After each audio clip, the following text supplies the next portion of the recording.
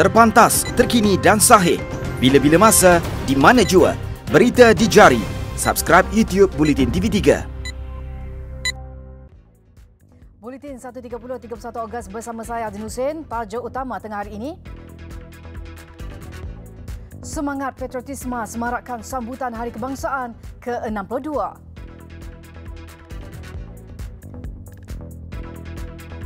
Seorang maut dalam kebakaran membabitkan 33 premis perniagaan dan rumah kongsi di Sungai Lembing.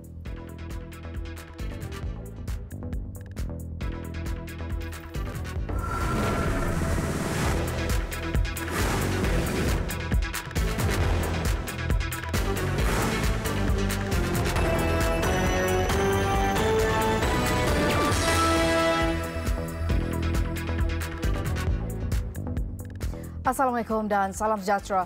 Lebih 300,000 orang membanjiri dataran Putrajaya pagi tadi bagi memeriahkan sambutan Hari Kebangsaan ke-62. Ia diraikan dengan penuh semangat patriotisme dan menolak amalan rasuah seiring dengan temanya Sayangi Malaysiaku, Malaysia Bersih. Rakyat pelbagai bangsa dan peringkat usia mula berkumpul sejak jam 5.30 pagi untuk menyambut hari bersejarah serta menyaksikan acara perbarisan dan perarakan yang disertai oleh lebih 14,000 peserta. Bersama-sama ke bawah duli yang di-Pertuan Agong Al-Sultan Abdullah Riayatuddin Al-Mustafa Billah Shah dan Raja Pemisteri Agong Tunku Haja Aziza Aminah Maimunah Iskandaria turut berkenan mencemar duli berangkat menghadiri sambutan. Seri Paduka tiba kira-kira 8.10 pagi dan memeriksa kawalan kehormat utama. Turut hadir Perdana Menteri Tun Dr. Mahathir Mohamad, Timbalan Perdana Menteri Datuk Seri Dr. Wan Azizah Wan Ismail, Barisan Menteri Kabinet, Pegawai Kanan Kerajaan serta pemimpin parti politik.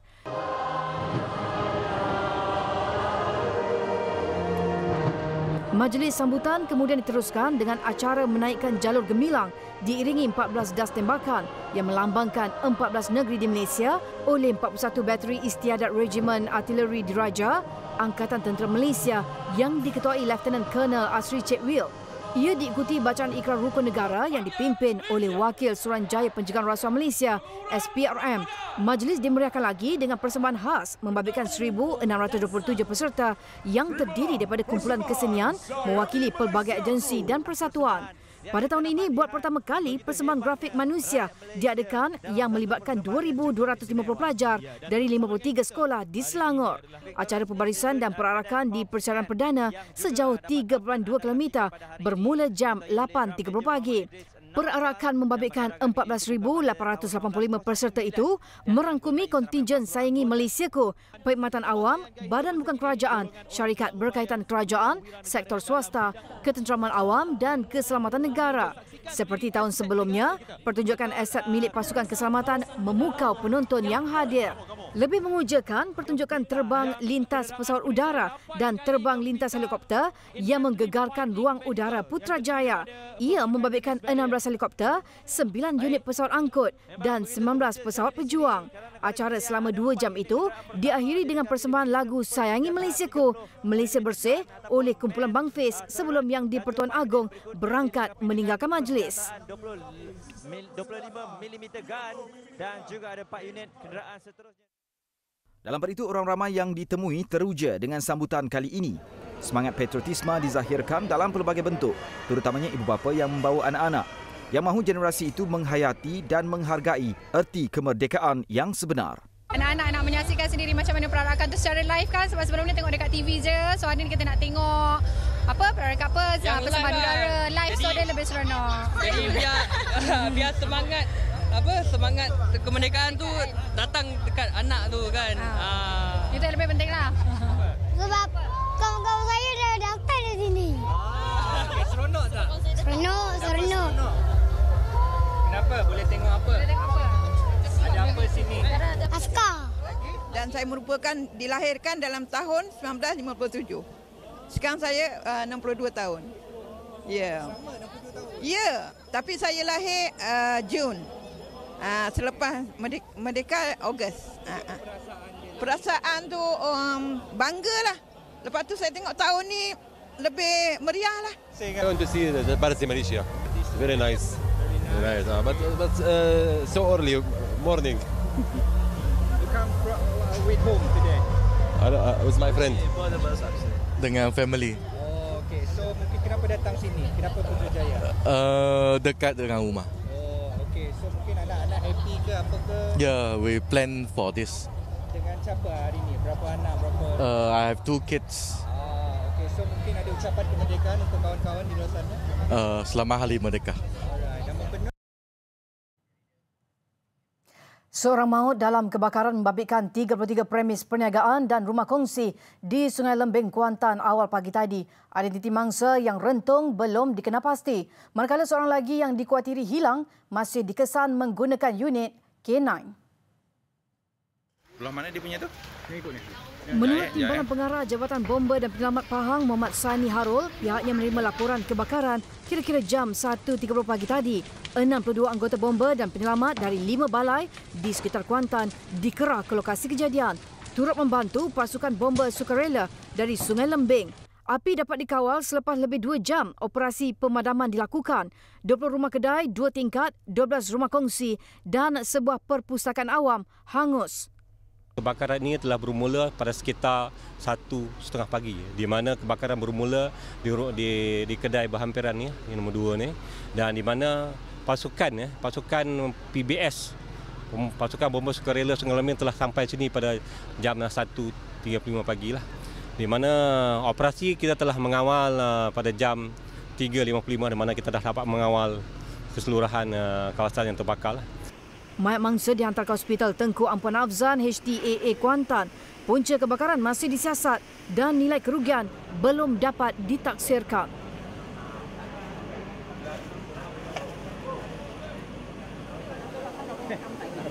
Sementara itu, menurut mangsa, semua rumah kedai 2 tingkat yang terbakar itu dibina pada tahun 1926.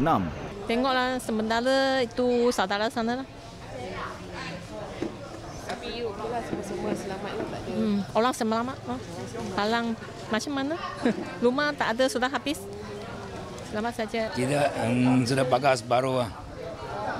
Separuh barang-barang itu betul sejuk, berabut semua bakar habis. Kedai kan ada 2 unit kan? Ha? 2 unit kedai. 2 unit kedai. Tapi bakar 1 unit. 1. Menurut seorang lagi mangsa, kediaman kawasan ini warisan 3 hingga 4 generasi lalu. Sungai Lembing sudah bakar. Dia tunjuk itu image. Saya tengok itu macam habislah. Habis banyak kuat itu api. Jadi sampai barang-barang yang antik lah. Dulu saya kerja sini, beranak sini, kerja sini, Sungai Lembing, Lompong, Jati, Curug Ukur. Jadi alat ada 2-3 biji. Habis juga.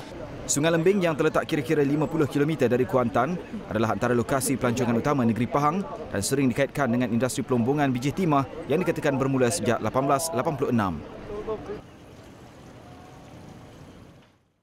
Hasrat sekumpulan pendaki dari sebuah pusat pengajian tinggi di Perak untuk mendaki ke puncak Gunung Yung Belar tidak kesampaian apabila seorang pesertanya meninggal dunia selepas mengadu sesak nafas. Kejadian berlaku ketika pendaki berusia 52 tahun itu bersama 23 peserta lain mengadakan aktiviti sempena sambutan Hari Kebangsaan. Pengarah Jabatan Bomba dan Penyelamat Pahang, Nur Hisham Muhammad berkata pihaknya dimaklumkan mengenai kejadian pada jam 4.37 petang semalam. 16 anggota dari Balai Bomba dan Penyelamat Cameron Highlands, Pahang dan Gua Musang, Kelantan dikejarkan ke lokasi kejadian. Turut serta 6 anggota polis difahamkan tempoh pendakian ke lokasi mangsa meninggal dunia Kem Pelau adalah kira-kira 8 jam dari tempat mula mendaki. Pasukan penyelamat tiba di lokasi itu kira-kira jam 2.10 pagi tadi. Ketika ini usaha membawa turun mayat mangsa masih dilakukan. Difahamkan mangsa adalah kaki tangan pusat pengajian tinggi berkenaan. Peserta program itu yang turut diiringi 2 malim gunung mula mendaki ke puncak Gunung Yung Belar setinggi 2,180 meter sejak pagi semalam. 1, 2, tarik. 2, tarik. Angkat depan. Depan. Baik, kita kembali dengan laporan sempena Hari Kebangsaan ke-62. Di Sarawak, sambutannya sedikit unik. Walaupun tiada perarakan, sambutan dilakukan dengan mengadakan jamuan teh. Lebih 1,500 kenamaan negeri, pegawai tinggi dari pelbagai agensi kerajaan negeri dan persekutuan serta ketua-ketua masyarakat setempat hadir. Dan untuk perkembangan lanjut, kita bersama Kadir Edison dari Sarikih Sarawak. Silakan. Terima kasih rakan setugas di Seri Pentas. Walaupun sambutan Hari Kebangsaan di Sarawak disambut sederhana, namun ia tetap meriah. Tahun ini, sambutan itu disambut di Sarikih selepas di Miri pada tahun lalu. Walaupun tiada parakan seperti di Putrajaya, namun semangat perpaduan dan kekitaan dalam Persekutuan Malaysia jelas tergambar dengan pelbagai kaum bersama-sama meraihkan hari berkenaan. Di Sarawak, sambutan terbabit dilakukan dengan mengadakan jamuan teh yang dihadiri Ketua Menteri, Datuk Patinggi Abang Johari Tun Openg dan kenamaan negeri yang lain. Datuk Patinggi Abang Johari ketika menyampaikan ucapannya berkata, bagi Sarawak terdapat 3 tarikh penting yang buat negeri itu. Tarikh berkenaan adalah 22 Julai di mana Sarawak bebas dan merdeka dari penjajahan Inggeris dan mula mentadbir negerinya sendiri. 31 Ogos, Hari Kemerdekaan Persekutuan Tanah Melayu yang menjadi rakan dalam pembentukan Malaysia, dan 16 September, Hari Pembentukan Malaysia sehingga kini. Dan bagi Sarawak, tarikh-tarikh ini adalah tarikh yang saya rasa menjadi tarikh untuk kita sama-sama mengingati atas sejarah kita sebelum merdeka, sejarah kita selepas merdeka, dan sejarah kita dalam negara bernama Malaysia. Berbalik kepada sambutan Hari Kemerdekaan Negara ke-62, simboliknya sambutan berkenaan dilakukan sejak semalam dengan pengisian antaranya sesi town hall bersama belia di Sarikih, pameran Sarawak Pride dan majlis makan malam bersama komuniti setempat. Dan setakat itu yang dapat saya kongsikan setakat ini. Kembali kepada rakan setugas di Seri Pentas. Terima kasih Kadir untuk laporan anda di Sarawak. Sementara itu di Terengganu, sambutan ambang kemerdekaan negara kali ini amat meriah. Lebih 5,000 warga Terengganu memenuhi dataran Shah Bandar di Kuala Terengganu bagi bersama-sama menghitung detik 12 malam. Program sambutan ambang merdeka bermula jam 9 malam dengan ceramah agama. Ini disusuli dengan amanat Hari Kemerdekaan oleh Menteri Besar Datuk Seri Dr. Ahmad Samsuri Mokhtar. Turut memeriahkan sambutan barisan Exco serta pegawai kanan Agensi Kerajaan Negeri sejurus detik 12.30 malam dan serentak upacara menaikkan bendera Malaysia, lagu Negaraku dinyanyikan. Menteri Besar kemudian melaungkan perkataan merdeka sebanyak 3 kali sambil diikuti semua yang hadir. Sambutan diakhiri dengan nyanyian lagu-lagu patriotik.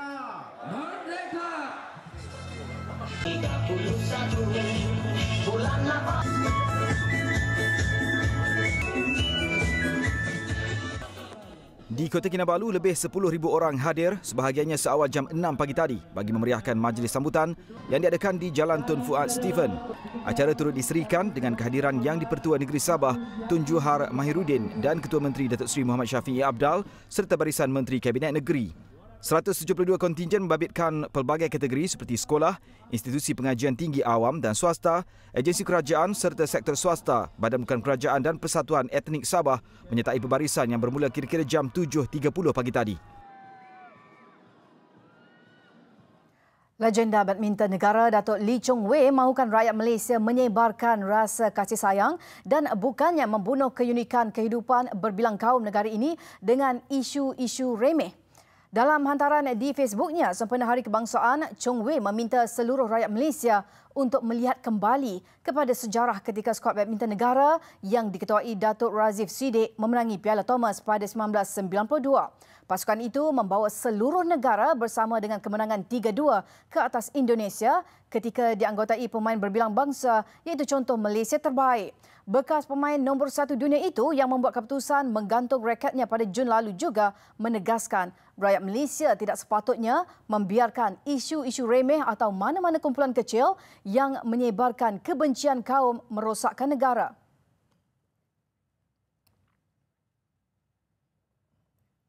Ketika rakyat Malaysia bergembira menyambut ulang tahun Hari Kebangsaan ke-62 tengah malam tadi, Hospital Kuala Lumpur turut tidak ketinggalan dimeriahkan dengan tangisan seorang bayi perempuan yang lahir tepat jam 12.03 pagi. Bayi merdeka seberat 2.71 kg itu selamat dilahirkan secara normal. Program sambutan Bayi Merdeka ini dianjurkan Persatuan Warisan Anak Merdeka dan Hospital Kuala Lumpur. Kegembiraan jelas terpancar di wajah bapa bayi merdeka itu susulan kehadiran anak sulung pada detik bersejarah. Rasa gembira lah, rasa macam luar biasa. Tak sangka lah dapat anak MDK kan. So rasa macam happy lah. Ahli Jawatankuasa Persatuan Warisan Anak Merdeka, Datuk Dr. Muhammad Alwi Abdul Rahman berkata, program yang diadakan sejak 20 tahun lepas turut disertai anak-anak yang dilahirkan pada tarikh sama. Kita nak memberi inspirasi pada generasi yang akan bakal lahir dekat sini di Hospital Kuala Lumpur, dan saya difahamkan hari ini telah seramai 200 orang telah hadir, dan kita akan terus kekalkan keamanan yang sedia ada. Program ini dirasmikan Timbalan Ketua Polis Kuala Lumpur, Datuk Roslan Bek. Saya rasa ini satu aktiviti atau program yang amat baik untuk mengenang kembali, memberi kesedaran kepada masyarakat tentang betapa berharganya sebuah kemerdekaan itu. Selain pemberian sijil kepada anak merdeka, program itu diceriakan dengan acara memotong kek hari jadi dan mengira detik 12 tengah malam.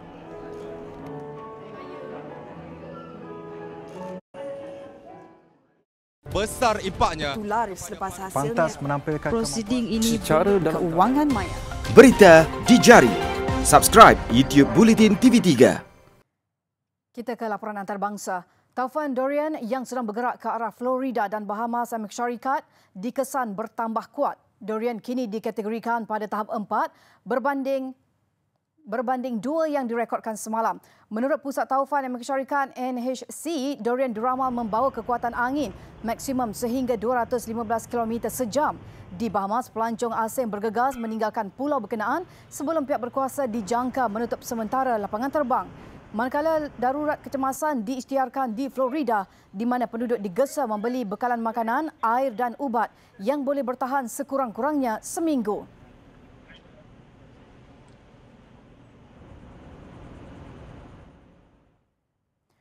Menteri Hal Ehwal Keselamatan dan Perundangan Indonesia Wiranto menggesa semua pihak agar menghentikan tunjuk perasaan di wilayah Papua.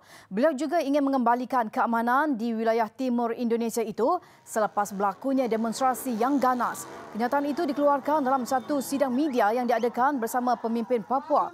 Menurut Wiranto, siasatan mengenai isu perkauman yang didesak oleh penunjuk perasaan sedang dijalankan. Mereka juga menuntut kemerdekaan buat wilayah Papua, namun rancangan itu ditolak oleh Wiranto.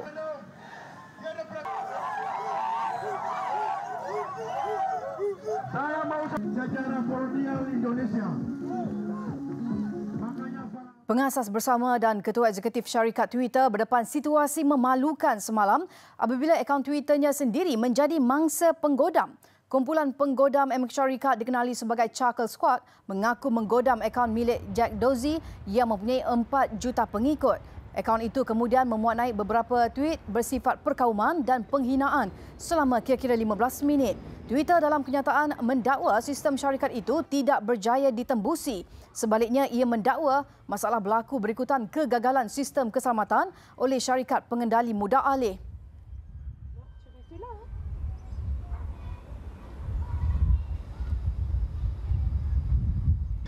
Seorang banduan wanita di Denver, Amerika Syarikat yang terpaksa melahirkan anak secara bersendirian dalam bilik tahanan memfailkan saman terhadap bandar berkenaan.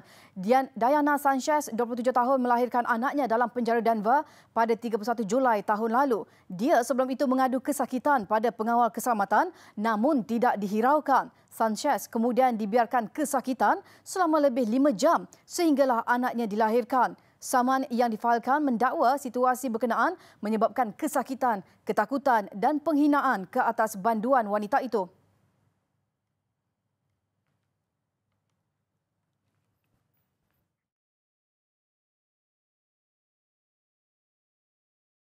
Besar impaknya. Laris selepas hasilnya. Pantas menampilkan prosiding ini secara keuangan maya. Berita di jari. Subscribe YouTube Bulletin TV3. Bertemu kembali. Persiapan pasukan kebangsaan bagi memulakan kempen pusingan 2 kelayakan Piala Dunia, Piala Asia terencak sedikit selepas kecundang dalam aksi ujian malam tadi. Perlawanan persahabatan antarabangsa menentang Jordan itu berkesudahan dengan kekalahan tipis 1-0. Malaysia yang menghuni ranking ke-159 berdepan lawan di kedudukan jauh lebih tinggi ke-99 dunia iaitu Jordan sebagai aksi pemanas badan sebelum kedua-dua pasukan menuju sepak mula kempen pusingan 2 kelayakan Piala Dunia Piala Asia 5 September ini. Ketua pasukan Jordan, Said Morjan, berjaya membuka tirai jaringan seawal minit ke-7 dengan memanfaatkan situasi kelam kabut dalam kotak penalti negara sebelum melakukan rembatan bola rendah melepasi penjaga gol Muhammad Farizal Marlias. Skuad Kandalian Vita Bokemans berpeluang menggandakan jaringan pada minit ke-18, namun Farizal berjaya menafikan percubaan salib ratib walaupun berdepan situasi 1 lawan 1. Sepanjang babak pertama, skuad negara hanya berjaya mencipta satu peluang keemasan untuk menyamakan kedudukan pada minit ke-23, namun hantaran lintang Matthew Davis gagal disambar baik pemain sayap kiri Hadin Azman. Bersambung babak kedua, kemasukan Syafiq Ahmad menggantikan Daniel Amir nyata memberi impak di bahagian serangan negara. Percubaan pertama negara pada babak kedua hadir menerusi penyerang berpengalaman Nur Syarul Idlan Talaha yang hampir menyamakan kedudukan pada minit ke-47, namun rembatan kencangnya terlebih dahulu terkena kaki pertahanan lawan sebelum bola melewati palang gol Jordan. Beraksi di hadapan lebih 14,000 penyokong Harimau Malaya, anak buah Tan Cheng Ho terus memberi tekanan kepada pertahanan pelawat dan kali ini menerusi sepakan percuma Safawi pada minit ke-57 namun melewati tiang pula. Hazwan Bakri turut mempunyai peluang terbaik untuk mencipta nama sebagai penjaring, namun tampanannya dalam kotak penalti berjaya ditepis keluar penjaga gol Jordan Yazid Abu Laila pada minit ke-64.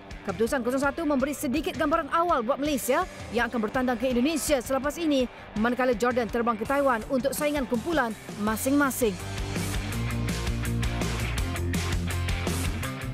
Yeah, I think I'm very pleased with the performance of the players and I feel proud of the way these players have been given their best. Very committed. Of course, on the first half, we let a bit slow starter.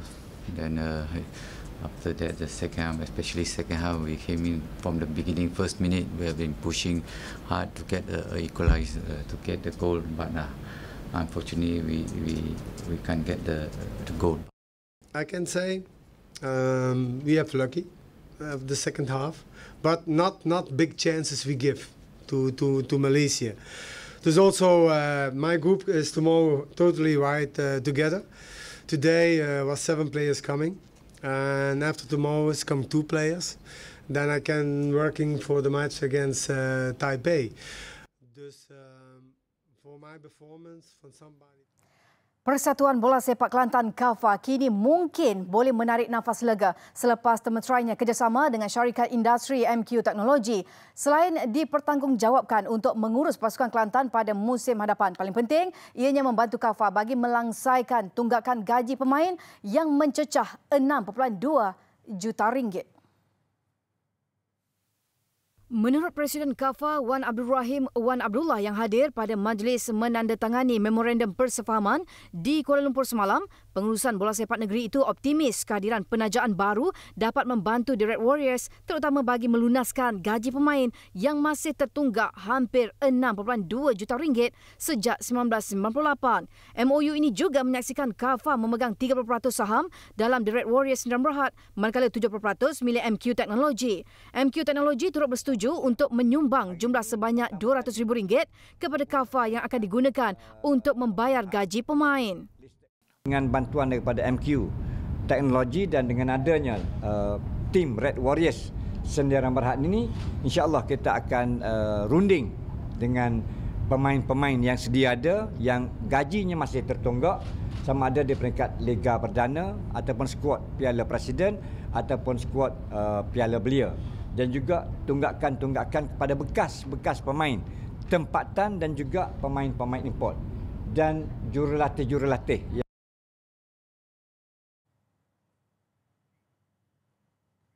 Buletin 1.30 sampai di sini dan sebelum kita berpisah, kami tinggalkan anda dengan visual rakaman penuh setia yang di Pertuan Agong bersama Jemaah Menteri. Saya Adin Hussein, Sang Hormat dan Assalamualaikum.